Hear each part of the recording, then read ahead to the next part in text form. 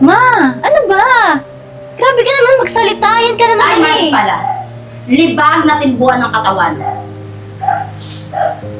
Ma, hindi nakakatawa. Susunod, kapag hahanap ka ng kaibigan, yung mayaman, ha? Eh mukhang squatter to eh. Ano ba, ma? Mayaman na naman. Anong gagawin ko sa mga mayayaman na yan? Ikaw ang may gusto niyan. Ba't niyo ba ako pinapakialaman? Alam mo kung hindi rin na magiging mayaman ang boyfriend mo, mayaman ang mga kaibigan mo, eh dumito ka na lang sa bahay. Ako na lang ang maghahanap buhay para sa'yo. Nakakahiya naman. Dahil yung mga gusto ko, hindi mo sinusunod. Mama! Oh, May trabaho na ako! ay talaga anak? Ako natanggap po ako after interview. Mag-start na ako bukas as a sales clerk! Yes! Ano? Yan lang? Alam mo bang hindi yan yung trabahong pinangarap ko para sa'yo? Ang gusto ko man lang sana ay mag-abogado, doktor. Yung matataas. Flight attendant. Ang taas nun. Pero ma, ito... Tapos ngayon, ipagmamalaki mo sa akin? Yan lang? Bakit hindi ka ba masaya na at least kahit ngayon meron akong work kaysa naman tambay ako dito, di ba? At least makakatulong ako sa inyo. Malaki ba sahod dyan? Minimum wage. O minimum, magkano yun? 300? 500? Ganon. Mabubuhay ba tayo niyan? Ma, hindi naman ito yung napag-usapan. Di ba sabi ko sa inyo, maghahanap muna ako ng experience. Kasi yung mga demand dun sa mga work na gusto mo, kailangan may 2 years experience. Di ba sabi ko nga sa'yo, ipapakilala kita kay Mayor? Eh, wala naman eh. Tsaka ayaw ko naman. Si Mayor ang backer natin. Ayaw ko ng mga gusto mo. Hindi ko gustong gawin yun. Hay nako. Ikaw kapag hindi ka naghanap ng ibang trabaho, mayayari ka talaga sa akin. Hindi ko gusto yan. Eh, paano man natanggap na ako? Anong gagawin ko? Eh kung natanggap ka, edi mag-resign ka, humanap ka na iba. Basta hindi ko gusto yan. Kala ko pa naman, ang taas na ng trabaho nakuha mo. Excited na excited ka pang ibalita sa akin. Yung pala, sales clerk lang pala. Hindi, akala ko matutuwa kayo. At least may trabaho na yung anak niyo. Akala. Hindi tayo mabuhay niyan. Magugas ka nga dito ng plato, binapatrick mo ko.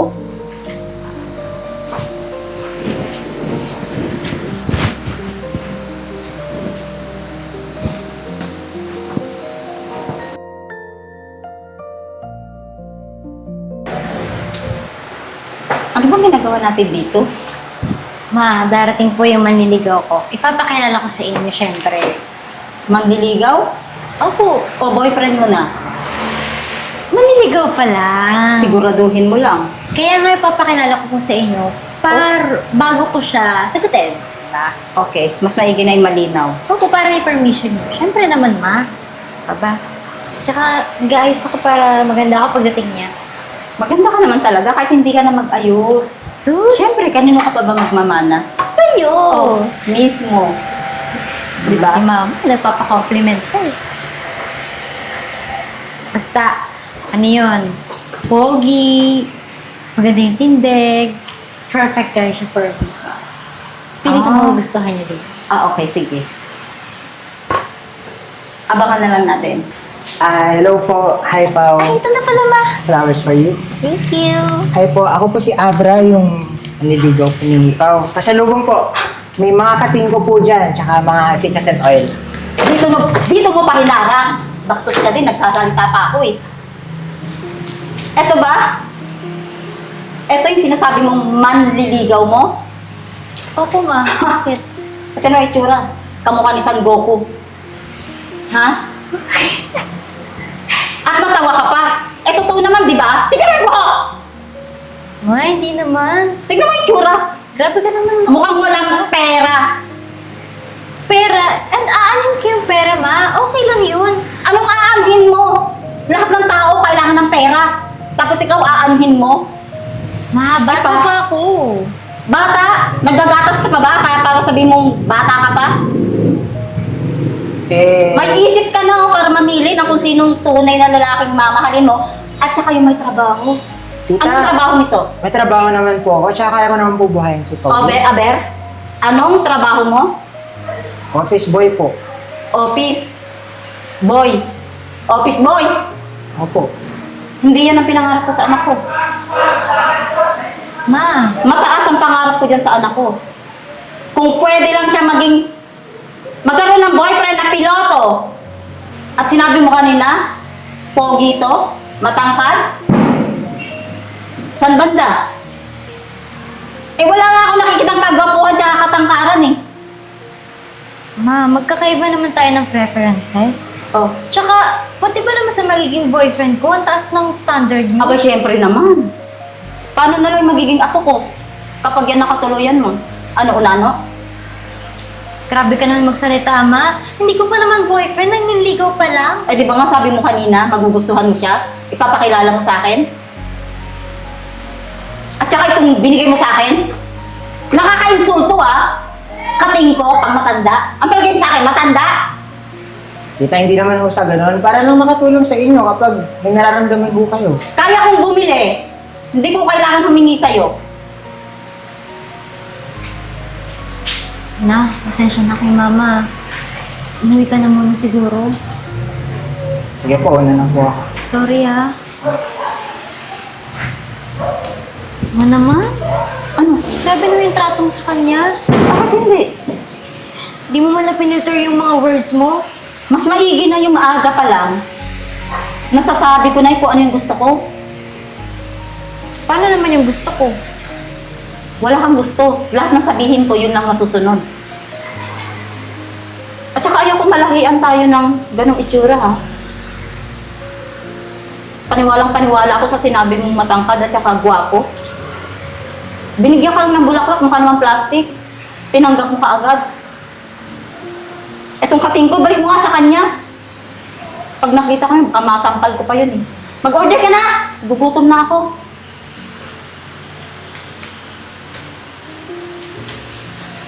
Ano? Magagaganyan ka lang? Order na po.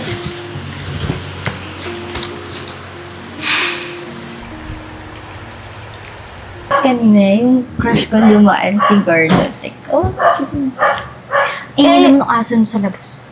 Eh, di ba may nagliligaw sa'yo, Pao? Ayaw nga ni mama dun eh. Last time, pinahiya ako dun. Inusulto ba niya, ma?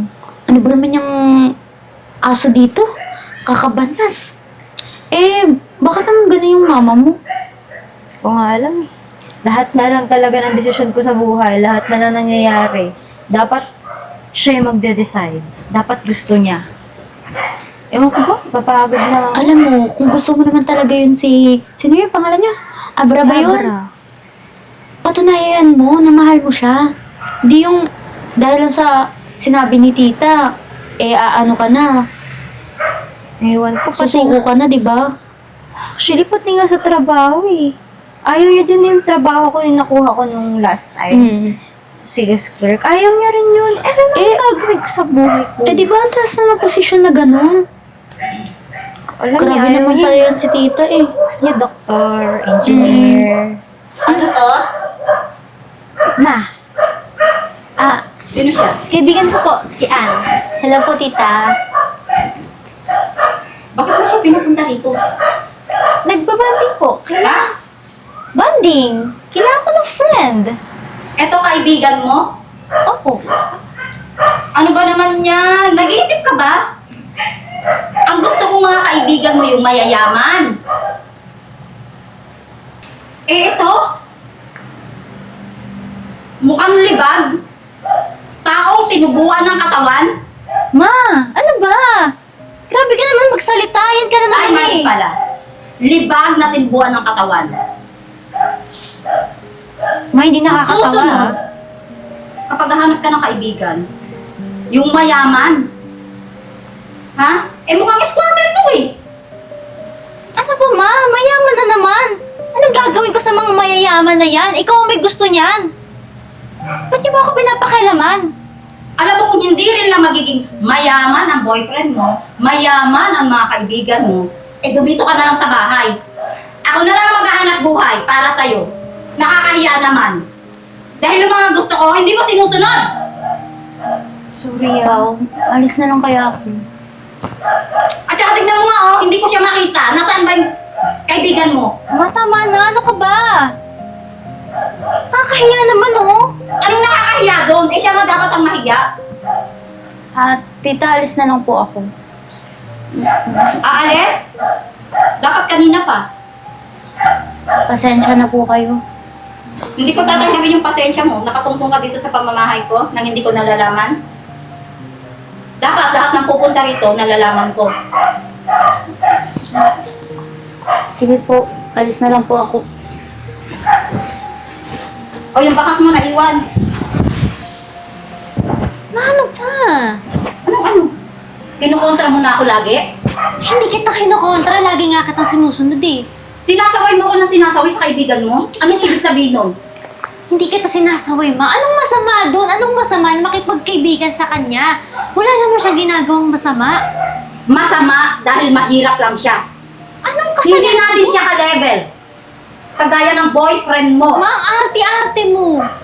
Lagi na lang kayo nagdedesisyon para sa akin. Paano naman yung gusto ko? Hindi importante dito kung anong gusto mo. Ang importante dito yung gusto ko. Dahil ikaw din naman na makikinabang nito. Balang araw. Ha? At saka isa pa, wala silang aircon. Dito may aircon tayo. Ha? Wala silang pagkain doon na masasarap. Ma, hindi na ako For bata. sure! For sure, ha? Walang magulang yun na nag-aasikaso sa kanya. Tignan mo yung tsura. Amoy alimuog. Ma, tama na. Grabe na yung mga lumalabas sa bibig mo. Yung isa kanina, yung boyfriend mo? Ha? Gusto mo ibalik ko? Pag-usapan natin? Tayo-tayuan mo, muna kita ng aswang. Tama Hindi naman, ko gusto, nabibingin na ah. ako. Tama naman, nabibingin na ako. Sa susunod, bago ka mag-desisyon, sasabihin mo sa akin, ha? Kung sino yung manliligaw mo, sino magiging kaibigan mo, anong kakainin mo, lahat-lahat yun, kailangan ako. Ako ang masusunod. At saka tingnan mo yung suot mo. Nahawa ka na dun sa badyaw na kausap mo kanina. Alam mo ano ibig sabihin ng badyaw? Yung nanlilimos dun sa jeep? Yung kakanta-kanta na Tama na, tama na. Pati ba yung pananamit ko? O ano na sa kanya? Palibasa, kasi lahat na pinakalaman niyo. Tibuhay niyo. Hoy, ay, ay! Di pa tayo tapos!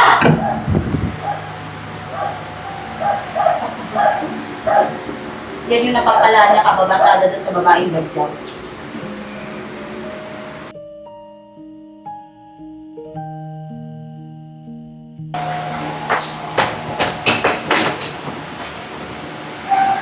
At saan ka pupunta? Naalis na ako, ma. Aalis ka? At saan ka naman pupunta? Doon sa kaibigan mong mukhang badyaw? O baka naman sasama ka na sa boyfriend mong mukhang sanggoko? Ma, tama na. Ano ko ba? Sawang-sawa na ako. Ba't pa ganyan yung trato mo sa kanila yung sa akin? Ikaw na lang lagi nagde-decide. Sawang-sawa na ako sa pagiging controlling mo. Anak kita, alam ko kung anong makakabuti para sa'yo. Alam mo? Eh, paano ako? Paano ko ma-figure out yung mga bagay na dapat ko pang malaman? Kasi ikaw na yung nagde-decide sa akin. Ma naman, bigyan mo naman ako ng kalayaan. Aber, anong kalayaan ang gusto mo? Yung umalis dito sa pamamahay na to? Para magawa mo lahat ng gusto mo, ganun ba? Bakit masama ba yun, ma? Gusto ko lang naman hanapin yung sarili ko. Bakit? Yung sarili mo nawawala? Baliw ka ba? Tingnan mo, ang hirap mo kausap. Ma, magkasama tayo dito sa bahay. Oo nga, kasama kita. Kasama ko yung mama ko. Pero, para ako nakakulong, daig ko pa yung mga preso na nasa kulungan para hindi ako makagalaw. Sakal ako sa'yo, ma. Pwede ba kahit minsan, hayaan mo naman ako? Hayaan mo akong maging malaya. Hayaan mo akong maging ako. So ngayon, aalis ka. Sa pag-alis mo ba, mahanap mo na yung sarili mo? Sa tingin ko, Nag-aantay ba yung sarili mo sa labas? kakayanin ko, ma. Kakayanin ko mag-isa. Kasi dito sa pamamahay na to, dito, nakalimutan ko yung tunay na ako. Kaya gusto ko umalis. Kasi gusto ko hanapin yung sarili ko. Yung totoong ako, yung gusto ko talaga. Ma, mula bata ako, sinusunod kita. Lahat ng gusto mo ginagawa ko. Pero paano naman ako? Bigyan mo naman ako ng chance para matutunan yung mga bagay-bagay na kailangan ko pang mabigyan ng pansin dito sa mundong to. Palagi na lang bang ikaw? Anak, hindi na ba magbabago yung isip mo? Ang hirap kasi mo eh. Ang hirap mong maging nanay.